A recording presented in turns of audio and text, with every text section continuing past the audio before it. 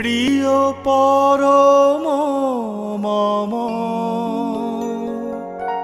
তাহলে আমার চাহিদাটা পরফেকশন হব, পাইবাটা পরফেকশন হব, জীবনে কষ্ট হইব না। ছোট উদাহরণকে ଆଚାର୍ଯ୍ୟଙ୍କର ଯାଜନ ପରିକ୍ରମାରେ ଶୁଣିଥିଲି। ଠାକୁରଙ୍କ ସମୟର କଥା, ଜଣେ ବୃଦ୍ଧ ବ୍ୟକ୍ତି ଜୀର୍ଣ୍ଣଶୀର୍ଣ୍ଣ ଅବସ୍ଥା, ଶାଢ଼ୀ ବଢି ଯାଇଛି, ଚିନ୍ତା କପଡା ପିନ୍ଧୁଛନ୍ତି, ଆସି ପ୍ରଣାମ କରନ୍ତି। ପ୍ରଣାମ କରିବା ସମୟରେ ଠାକୁରଙ୍କୁ ପଚାରନ୍ତି, ଠାକୁର ଆପଣ ମତେ ଜାଣିପାରୁଛନ୍ତି? ଠାକୁରଙ୍କ ବୟସ ଠାକୁର କହୁଛନ୍ତି ତୁଟା ସେଇ ନା? ଆଜ୍ଞା। କାନ୍ଦୁଛି, ଆଖି ରୁହ ଛଅ ଛଅ ବହି ଯାଉଛି। ପ୍ରଣାମ କରିକି ଚୁପ୍ ଆସିକି ପଳେଇ ଆସିଛି ବାହାରେ। ଠାକୁର ପର୍ବ ବାହାରେ ଥିଲା। ଯୋଉ ଭକ୍ତମାନେ ପଚାରୁଛନ୍ତି, ଆରେ ତୁମେ ତ ଯାଇଛ ଠାକୁରଙ୍କ ପାଖକୁ, ତୁମର କେତେ କଷ୍ଟ ଅବସ୍ଥା, ତୁମେ ଠାକୁରଙ୍କୁ ଜଣେଇଲନି, ନିବେଦନ କଲନି? କହୁଛନ୍ତି ଆଜ୍ଞା ମୋର ଅବସ୍ଥା ବହୁତ କଷ୍ଟମୟ ଥିଲା। ମୁଁ ଯେତେବେଳେ ମୋର ବୟସ ଥିଲା, ମୋ ଯୁବାବସ୍ଥାରେ ଠାକୁରଙ୍କୁ ଆସିଥାଏ, ଠାକୁରଙ୍କ ପାଖରେ ନିବେଦନ କରି, ଠାକୁର ଆମେ ଅସମାନ ଜଷ୍ଟ ଗାଇ। ଠାକୁର କହିଲେ ଦୂର ସାଲା ଆମେ ଦେଶ ପାଇ। କିନ୍ତୁ ମୁଁ ଯେତେବେଳେ ଯାଇକି ଗୋଟେ ଜିନିଷ ନିବେଦନ କରେ ଯେ ଆଜ୍ଞା ମୋର ଅସମାନ ଦରକାର, ମୋ ଜୀବନରେ ବଞ୍ଚିବା ଦରକାର, ବଢିବା ଦରକାର, ମତେ କିଶୋର ଜିନିଷ ଦରକାର। ଯେତେବେଳେ ବାଧ୍ୟ କରେ ଠାକୁର କଷ୍ଟ ସହିତ କୁହନ୍ତି ବେଶ କରୁଛି ହଁ। ତାପରେ ଦେଖାଯାଏ ମୋର ବ୍ୟବସାୟ ବାଣିଜ୍ୟ ଏତେ ଜୋର ବଢେ, ଏତେ ଭାବରେ ବଢେ, ଏତେ ଅଞ୍ଚଳରେ ମୁଁ ଜଣେ ପ୍ରତିଷ୍ଠିତ ବ୍ୟକ୍ତି ରହିଯାଏ। ମୋର ପିଲାମାନେ ବିଭିନ୍ନ ବିଭିନ୍ନ ବ୍ୟବସାୟରେ ପ୍ରତିଷ୍ଠିତ ହେଇଯାଏ, ସମାଜରେ ମତେ ସମ୍ମାନ ମିଳେ, ସବୁ କିଛି ପାଇଯାଏ। ମୁଁ ଠାକୁରଙ୍କୁ ଭୁଲିବାକୁ ଆରମ୍ଭ, ସବୁ କିଛି ଆସିଯାଏ, କିନ୍ତୁ ଠାକୁର ମୁଁ ଠାକୁରଙ୍କୁ ମୋଠାରୁ ଦୂରେଇ। ଏଭଳି ସମୟ ଆସେ, ଦୁର୍ଘଟଣାରେ ଗୋଟିଏ ଦୁର୍ଘଟଣା ମୋ ପରିବାର ନିଶ୍ଚିନ୍ତ ହେଇଯାଏ। ଧୀରେ ଧୀରେ ଧୀରେ ଧୀରେ ବ୍ୟବସାୟ ସବୁ ଆମର ବିରୋଧୀ ମାନେ ମାଡ଼ି ବସନ୍ତି। ପରିସ୍ୱରୂପ ପରିଶେଷରେ ମୋର ଏଇ ଅବସ୍ଥା ହେଇଛି। ତେଣୁ ଚାହିଁବାଟା ପରଫେକ୍ସନ ତାର ନଥିଲା। ଠାକୁର ତାକୁ ରକ୍ଷା କରିବା ପାଇଁ ଚାହାନ୍ତି, ସତ୍ୟଗ ପକଳାନ୍ତି ତ ତୁମ ଉପରେ ତାଙ୍କର କ୍ଷମତା ଜାରି କରନ୍ତି ନା, ତୁମ ରକ୍ଷା କରିବାକୁ ଚାହାନ୍ତି। କିନ୍ତୁ ମୋର ବି ଚାହିଁବାଟା ଏତେ ଖରାପ ଥାଏ, କଷ୍ଟମୟ ଥାଏ। ମୁଁ ସେ ଚାହିଁବାଟା ଯେତେବେଳେ ପାଏ ଅପ୍ରକୃତିକ ଥାଏ, ସେ ଚାହିଁବାଟା ଯେତେବେଳେ ପୂରଣ ହୁଏ ମୋର ଦୁଃଖ କଷ୍ଟ ଆସେ। ଏଇଟା ଗୋଟେ ଉଦାହରଣ। ତେଣୁ ଚାହିଁବାଟା ପରଫେକ୍ସନ ସେତେବେଳେ ହବ ଯେତେବେଳେ ଆମେ ଗୁରୁ, ଆମର ଯେ ଜୀବନ୍ତ ଗୁରୁ ଆଦର୍ଶ ଆଇଡିଆଲ ସେଣ୍ଟର, ଯେ ଜୀବନ୍ତ ଆଦର୍ଶ ଆମେ ଯଦି ଆଚାର୍ଯ୍ୟ ଦେବଙ୍କୁ ମଥାରେ ଧରି ଚାଲିବା, ତାଙ୍କ କଥାଟା କଣ୍ଟାଏ ପାଳନ କରି ଚାଲିବା, ତାହେଲେ ଚାହିଁବାଟା ପରଫେକ୍ସନ। ଦ୍ୱିତୀୟ ଗୋଟେ ଉଦାହରଣ ସେ ଆଚାର୍ଯ୍ୟ କୁହନ୍ତି। ଗୋଟେ ରାଜ୍ୟରେ ରାଜା ଥିଲେ, ଗୋଟେ ଗପଟିଏ, ସେ ରାଜ୍ୟରେ ସେ ଚାହିଁଲେ ମୁଁ ସମସ୍ତଙ୍କୁ କିଛି ନା କିଛି ଦେବି, ଯିଏ ଯାହା ମାଗିଲା ସବୁ ଦେଇ ଚାଲିଲେ। ତାଙ୍କର ଯିଏ ପ୍ରଧାନ ସେବକ ସିଏ ତାକୁ ବି କଲେ କୋଉ କିଛି ମାଗ, ସେ କହିଲା ମହାରାଜ ମୁଁ ଆପଣଙ୍କ ପାଖରେ ଅଛି, ଅତି ସୁନ୍ଦର ଭାବରେ ଅଛି, ମୋର କିଛି ଆବଶ୍ୟକ ନାହିଁ। ନା ନା, ରାଣୀ କହିଲେ ରାଜା ସମସ୍ତଙ୍କୁ ଦଉଛନ୍ତି, ତୁ ବି କିଛି ନବୁ, କଣ ମାଗ? ସେ ମାଗିଲା, କଣ ମାଗିଲା ଜାଣନ୍ତୁ? ସେ ମାଗିଲା ମୁଁ ଚାହେଁ ଆପଣଙ୍କୁ, ଆପଣ ଟିକେ ମୋ ଘରେ ପାଦ ପକାନ୍ତୁ। ଯେତେବେଳେ ମନ୍ତ୍ରୀକି ଡକାଗଲା, ମନ୍ତ୍ରୀଙ୍କୁ କୁହାଗଲା ସେ ସେବକ ଘରକୁ ଯିବାକୁ ବ୍ୟବସ୍ଥା କର। ମନ୍ତ୍ରୀ ଆଶ୍ଚର୍ଯ୍ୟ କରୁଛି, ଆଜ୍ଞା ସେ କୋଉଠି ନିକଟ ମସ୍ତଲ, ତା ଘର ବହୁତ ଦୂର, ଜଙ୍ଗଲ ଭିତରେ, ରାସ୍ତାଘାଟ ନାହିଁ, ନା ରାସ୍ତାଘାଟ କରିଦିଅ। ଆଜ୍ଞା ଆପଣ ସେଠି ଯିବେ, ସେଠି ବସିବେ କୋଉଠି? ତାର ଚାଳ ଛପର ଘର, ଭଙ୍ଗା ଘର, ଆଉ ତା ଘର ତିଆରି କରିଦିଆଯାଉ।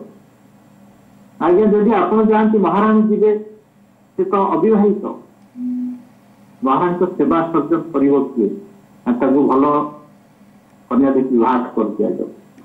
देखु चाहवाटा परफेक्ट था मालिक की चाहिए से गोटे चाहिए भितर सब किसी पूरण हो गला तो कथा उठे जे आम चाहवाटा परफेक्शन केत हम जो आम कथा कंटाए कंटाए पालन करवा जहाँ विधि जहाँ आमको निर्देश देते जहाँ करने को दीक्षा पालन स्वयं पालन जयजन जाजन इष्टवृत्ति दीक्षा भितर सदाचार पालन तो प्रथम मनुष्य जानवा दरकार मो परिवार सहित दीक्षा पालन करी न करुच्ची आज आरंभ करी परम दयाल परम प्रेम शिष्य ठाकुर जीवन आदर्श शिष्य आचार्य दे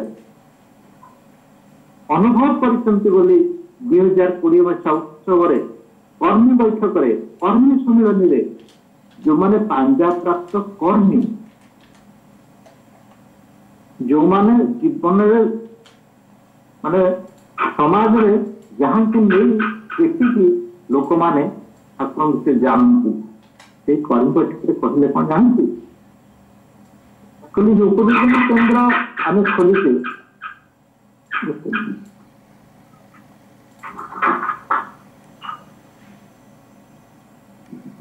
उपयोजना केंद्र को आम केवल गोटे इष्टवृत्ति कलेक्शन काउंटर हिसाब व्यवहार करुत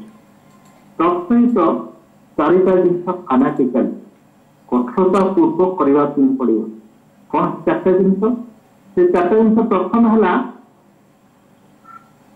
प्रत्येक घरे ठाकुर का आस्थान रही से घर स्वच्छता ना जो फल पेटी अच्छी जोड़ाक दुकान बिकी सारी फोपाड़ दौर पेपर लगे ठाकुर आस्थान करने पड़े एवं तत्पर 2 बेला विनती प्रार्थना हवा दरकार जदि न कर शुक्रवार ठार आरंभ कर 2 बेला विनती प्रार्थना कल हम गुरुजन मान जो छोट मान प्रणाम कर विनती प्रार्थना समूह भाव में ना मुझे दीक्षा नहीं मु सब करी मो पिला मैंने छोट सी करेंगे से बड़ हेले करेंगे ना से भाई चिंताधारा ना 2 बेला विनती प्रार्थना पारिवारिक सहित आटलिस्ट सकाल प्रार्थना हवा दरकार तृतीय कथा ग्रंथ पाठ ठाकुर अगणित ग्रंथ अच्छी कर्मदूर सत्यानुसरण प्रत्येक दिन गोटे लाइफ पढ़ा आम जीवन में चर्चायित करने चेष्टा करवा परम पूज्यपाद शिष्य आचार्य कहते सत्यानुसरण आम जीवन मापदंड ठाकुर आम आगे रखी गले गोटे स्केल तद्वारा ठाकुर केते दूर कहते आम केते दूर करें ये डिफरेन्स आम फिल करें ठाकुर यहाँ करें जो फांसी माने फांसीटा आम भितर रहा सीटा को आम समान करवा जहाँ जहाँ ठाकुर परिपालन करने को चेष्टा करवा 2 बेला ग्रंथ पाठ तत्पर नाम ध्यान परम पूज्यपाद शिष्य आचार्य कहते मनुष्य जीवन अवांछित चरित्र को दूरेवा हेले अवांछित चरित्र हाथ देवा हेले प्रथम जहाँ जरूरी से नाम ध्यान नामधान कले ही मनुष्य अवांछित चरित्र आगे भाषी परिवर्तन करने चेष्टा तो ये 4टी जिन प्रति घरे घरे प्रश्न हवा दरकार आप चिंता करते यहाँ ही दीक्षा पालन तेणु कथा उठे यहाँ जदि प्रति उपयोजना केन्द्र माध्यम समस्त पाखे मैसेज दे दिया जाए आप चिंता करूँ प्रत्येक घरे घरे ठाकुर जागृत प्रति परिवार प्रति व्यक्ति विशेषों भीतर ठाकुर जागृत ठाकुर मान आप्ति मो भर प्रतिष्ठा करने आचरण व्यवहार एवं अनुसरण ठाकुर तेणु ठाकुर तो जागृत हेले ही आम भितर परिवर्तन आसो न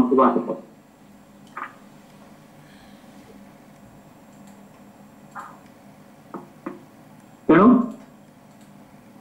ये जो कथा मु जहाँ जहाँ कहली आपण माने चिंता करंतु एई भीतर देपर आसला विजय जो जहाँ आज टॉपिक थिला जे ଠାକୁର ଆମକୁ କଣ ଚାହିଁଛନ୍ତି? ଠାକୁର ଏଇଟା ହିଁ ଚାହିଁଛନ୍ତି ଛୁଆକୁ ଶିଖ, ତାପରେ ସେ ପରିବାରକୁ ଶିଖ, ସମାଜକୁ ଶିଖ। ତାହା ନକରି ଆମେ ଯଦି ଅନ୍ୟାନ୍ୟ କାର୍ଯ୍ୟରେ ମାତି ଥାଉ, ନିଜ ଭିତରେ କିଛି ନାହିଁ, ନିଜ ଭିତରେ କିଛି ହଉନି, ପ୍ରାର୍ଥନା ନାମଦାନ ହଉନି ଘରେ, କିନ୍ତୁ ମୁଁ ଯାଇକି ବହୁତ ବାହାରେ ଭାଷଣ ଦଉଛି ଯେ ପ୍ରାର୍ଥନା ନାମଦାନ କରିବା, ତାର ଫଳ କିଛି ହବନି। କିନ୍ତୁ କରିବା ଭିତରେ ଠାକୁରଙ୍କ ସମୟ କଥା ଠାକୁର ଜଣେ ଆସି ପଚାରୁଛନ୍ତି, ଠାକୁର ଆପଣଙ୍କ ପ୍ରତି ମୋର ଭଲ ପାଇବାଟା ବଢୁ, এটা কিভাবে আসবে যে কেবে ବି ହଉ। ଠାକୁର କହୁଛନ୍ତି ତୁ ତ ପିଲାମାନଙ୍କୁ ଭଲ ପାଉ, ପରିବାରକୁ ଭଲ ପାଉ ନା? ଆଜ୍ଞା ନା, ସେ ଭଲ ପାଇବା ତୋର ଅଛି ବୋଲି ଯଦି କୌଣସି ଅସୁବିଧା ପରିବାରରେ ହୁଏ, ରୋଗାକ୍ରାନ୍ତ କି ହୁଅନ୍ତି, ତୋ ପାଖରେ ଅର୍ଥର ଅଭାବ ଥିଲେ ବି ତୁ ଯେହେତୁ ତୋର ଭଲ ପାଇବା ତାଙ୍କ ପ୍ରତି ଅଛି, ତାହେଲେ ତୁ ସାଇ ପଡିଶା ନିଜ ପରିଜନ ମାନଙ୍କ ପାଖକୁ ଆର୍ଥିକ ସାହାଯ୍ୟ ନେଇ ତାଙ୍କୁ ଭଲ କରିଥାଉ, କାହିଁକି ନା ତାଙ୍କ ପ୍ରତି ଭଲ ପାଇବା ଅଛି। କିନ୍ତୁ ମୋର ଯୋଉ ଅନୁଷ୍ଠାନ ମାନ ହୁଏ, ସେ ଅନୁଷ୍ଠାନରେ ତୁ କେବେ ସହଯୋଗ କରିଛୁ ନା? ଆଜ୍ଞା ଯେତେବେଳେ ଦେଖେ ମୋର ଦୈନନ୍ଦିନର ମାସର ଖର୍ଚ୍ଚ ସରିଲା ପରେ ମୁଁ ଦେଖେ ମୋର ଏତିକି ପଇସା କହିଲା, ମୁଁ ସେଇଟାକୁ ଅନୁଷ୍ଠାନକୁ ଦେବାକୁ ଚେଷ୍ଟା କରିବି ବିଭିନ୍ନ କାର୍ଯ୍ୟ ପାଇଁ। ନା ଏଇ ତ ରହିଲା, ମତେ ତୁ ମୁଖ୍ୟ କରିନୁ, ମତେ ଯଦି ତୁ ମୁଖ୍ୟ କରିଥାନ୍ତି ଆଗ ମୋ କଥା ହିଁ ବୁଝିଥାନ୍ତି। ଅନୁଷ୍ଠାନ ପାଇଁ ତୁ ଅନ୍ୟାନ୍ୟ ଲୋକଙ୍କ ପାଖରୁ ଯେଭଳି ନିଜ ପରିବାରର ଲୋକଙ୍କ ପାଇଁ କରୁ, ସେଭଳି ଭାବରେ କରିପାରିଥାନ୍ତି। ତୁ ମତେ ପରିବାର ଭିତରେ ଗଣନା କରୁନା। ପରମ ପୂଜ୍ୟପାଦ ଶ୍ରୀ ଆଚାର୍ଯ୍ୟ ଦେବ କହିଲେ, ଯଦି ଆମ ଘରେ 4 ଜଣ ଅଛେ, ଯଦି କିଏ ପଚାରନ୍ତି ତୁମ ଘରେ କେତେ ଜଣ ଅଛନ୍ତି? ନା ଠାକୁର, ମୋ ବାବା, ମୋ ମା, ଆମେ ଯଦି ଏଇଟା କହିପାରିବ, ତାହେଲେ ଠାକୁରଙ୍କ ସେତିକି ଭଲ ପାଇବା ତାର କଥା ଉଠେ। ସେଇ ଭାବନା, ସେଇ ଚିନ୍ତାଧାରା ଆସେ କେତେବେଳେ ଯେତେବେଳେ କୌଣସି ପ୍ରକାର ଇଷ୍ଟଙ୍କର କାର୍ଯ୍ୟ ଆସେ। ସେ ଇଷ୍ଟଙ୍କ କାର୍ଯ୍ୟଟା ସେଭଳି ହେବା ଦରକାର। ଆଚାର୍ଯ୍ୟ ନୁହେଁ ଯେ ଏ ଅନୁଷ୍ଠାନ ହଉଛି, ସେ ଅନୁଷ୍ଠାନ ମନବାସିକ ଅଞ୍ଚଳରେ ଗୁରୁଭାଇ ମାନେ କରୁଛନ୍ତି, କର୍ମମାନେ କରୁଛନ୍ତି, ଯୋଉଟାକି ଆଶ୍ରମ ଜାଣେ ନା, ଦେବଘର ଜାଣେ ନା, ଆଚାର୍ଯ୍ୟ ଜାଣନ୍ତି ନାହିଁ। ସେ ମନ୍ଦିର ହଉ, ଉତ୍ସବ ହଉ, ଯାହା ବି ହଉନା କାହିଁକି, ତାଙ୍କ ନିର୍ଦ୍ଦେଶ ମୁତାବକ ହଉନି, ଯୋଉ ଯୋଉ ଗାଇଡଲାଇନ ସେ ଦେଇଛନ୍ତି ତାଙ୍କୁ ଫାଙ୍କିକିରେ ମାନେ କରୁଛନ୍ତି, ମୁଁ ତା ଦେହରେ ସହଯୋଗ କଲେ ମୋ ମଙ୍ଗଳ ହବ। ପରମ ପୂଜ୍ୟପାଦ ଶ୍ରୀ ଦାଦା କଥା କହୁଛି, ଲାଷ୍ଟ ଯେତେବେଳେ କନଫରେନ୍ସ ଥିଲା, ଆମର ସେକ୍ରେଟାରୀ ମହୋଦୟ କହିଲେ, ପରମ ପୂଜ୍ୟପାଦ ଶ୍ରୀ ଦାଦା କୁହନ୍ତି, ଯେ ପର୍ଯ୍ୟନ୍ତ ଆପଣଙ୍କର ଅର୍ଥର ଅର୍ଥ କୋଷ ସେ ଆପଣଙ୍କର ହାତରେ ପାଇନାହାନ୍ତି, ଆପଣ ଜାଣିବେ ଇଷ୍ଟଙ୍କ ପାଖରେ ପହଞ୍ଚୁନା। ଛୋଟ କଥା ଖାଲି ଚୁମ୍ବକ କହିଲି ଅନୁଷ୍ଠାନ ବାବୁ, ଆମେ କେତେ ଦୂର ସେ କଥାଟାକୁ ପରିପାଳନ କରିବା ସେଟା ଆମ ଉପରେ ନିର୍ଭର କରେ। ଦୀର୍ଘ 2 ବର୍ଷ ପରେ ପରମ ପୂଜ୍ୟପାଦ ଶ୍ରୀ ଆଚାର୍ଯ୍ୟଙ୍କ ମୁଖରୁ 2 ମିନିଟ ପାଇଁ ଆଶୀର୍ବାଦ ଭାଷଣ, ଆଶୀର୍ବାଦ ଯାଜନ ଶୁଣିବାକୁ ମିଳିଲା। ଦାଦାଙ୍କର ପରଲୋକିଆର 11 ଦିନ ହଠାତ୍ ପରମ ପୂଜ୍ୟପାଦ ଶ୍ରୀ ଆଚାର୍ଯ୍ୟ କୁହନ୍ତି ଯେ ଶୋକ ଆକର୍ଷଣ ଆଣେ ନା, ବିକର୍ଷଣ ଆଣେ। ଯିଏ ଯାହା ହରେଇ ନିଜ ମତ ହରେଇ। ଆପଣମାନେ ଏଇ ଯୋଉ ଶୋକ ନେଇକି ଆସିଛନ୍ତି, କିନ୍ତୁ ଫେରିଲା ବେଳକୁ ଶୋକ ନେଇ ଫେରିବେ ନାହିଁ। ସତ୍ତା ସଚିତାନନ୍ଦମୟ,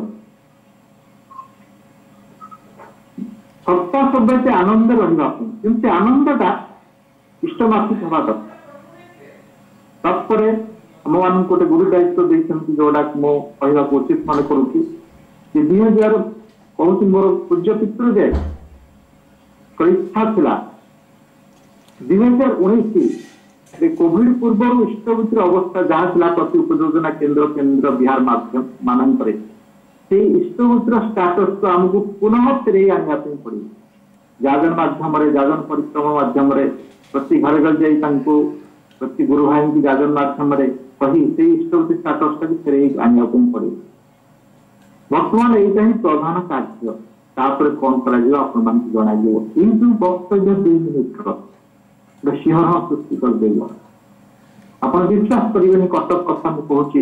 କଟକରେ ପ୍ରତି ଉପଯୋଜନା କେନ୍ଦ୍ରରେ 59ଟା ୱାର୍ଡରେ 63ଟା ଉପଯୋଜନା କେନ୍ଦ୍ର ଖୋଲିଛନ୍ତି ଆମର କଟକ ତହସିଲଦାର କର୍ମକର୍ତ୍ତା ମାନେ।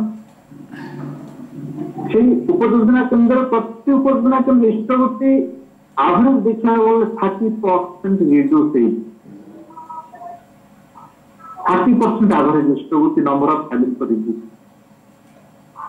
आचार्य पूर्व आम मैंने चेष्टा करुले युवा भाई मैंने प्रति उपयोजना केन्द्र जाई प्रदान करने लोक मान माध्यम किंतु देखा जाए से भारी कष्ट होते आप विश्वास करें कष्ट भारी होता 17टा स्टोरी आसला से 25टा 30टा स्टोरी 50टा स्टोरी आसला 20टा कौन ना पैसा ना दर्शक स्टोरी केमती दबू ये सिचुएसन था कि आप जो चुंब जो स्रोत जो आशीर्वाद स्रोत आमको मिलला आप विश्वास करेंगे ना ठाकुर कथा जो लोक मैंने आज पर्यटन इष्टवती रखी बसुते दवा अनिच्छा प्रकाश करुले ये आशीर्वाद बल प्रत्येक इष्ट दवाई इच्छा प्रकाश कर छोट उदाहरण जो उपयोजना केन्द्र घरे जड़े भड़ा थे 21 मास इष्ट बाकी था बारंबार कहवा पाखर से आसवा कष्ट होता किंतु आचार्य आशीर्वाद पर इष्टवती आनी तेणु यहाँ कथा काम कर जो इच्छा था आम द्वारा हम एवं आम परिप्रकाश कर परिपालन करवा इच्छाटा को पूरण हो पारे विशेष समय नौनी सत्संग समय सापेक्ष आम परिचारक महाशय अच्छा कंट्रोल करेंगे जहाँ मोर जब किसी कहबार दोष त्रुटि थाए तो क्षमा करेंगे मुझे आगे बहुत थाना आपण मान बयस बहुत वयस्क वरिष्ठ कर्मी मैंने अच्छा अनुरोध करे जहाँ आचार्य निर्देश आम परिपालन करवा तीसरा आम मंगल ईसाई मिसाई मंत्र शासन चलाई जथा समय इष्ट निर्देश मुक्त करा आचार्य आशीर्वाद करना कौट केन्द्र बिहार उत्कृष्ट मुंड काम कर आचार्य आशीर्वाद करना एत बड़ सब कम आमको छोट कथा जो मैंने इष्ट पढ़ुले से इष्ट प्रयाण करवा हूँ आम प्रथम कर्तव्य अनुरोध समस्ते कार्य नियोजित करूँ मोर वक्तव्य रखुच्छी समस्त मंगल कामना कर जय गुरु।